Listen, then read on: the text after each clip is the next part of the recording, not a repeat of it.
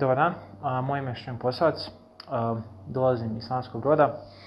Ovo je projekt Mentor Shock u kojem sam radio zajedno sa mojim mentorom Tomislavom Šimunićem.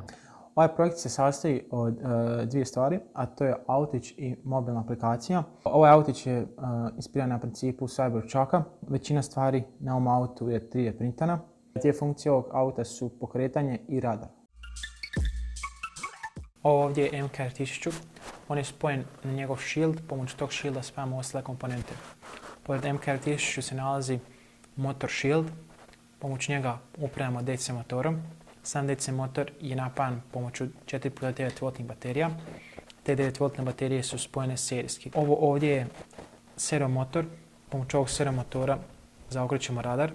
Pored servo motora se nalazi speaker, pomoću tog speakera možemo puštati zvukove.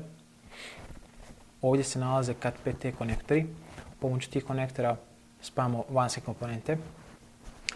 Naprijed se nalazi servo motor. Ovaj servo motor služi za sustav skretanja. Pored servo motora se nalazi voltmetar, ovdje se nalazi ampermetar.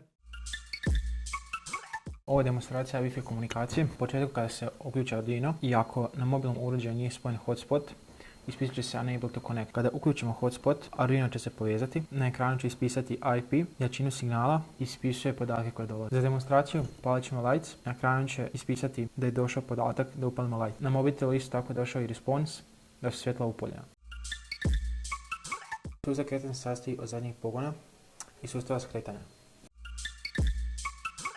Ovdje je radar. U središtu radara se nalazi servo motor. S prednje i zadnje strane se nalazi ultrasonic senzor. Ultrasonic senzori mjere udaljenost te kako se okreću prave sliku koju će na kraju postati mobitel. Sa servo motorom možemo odrediti nagib ultrasonic senzora.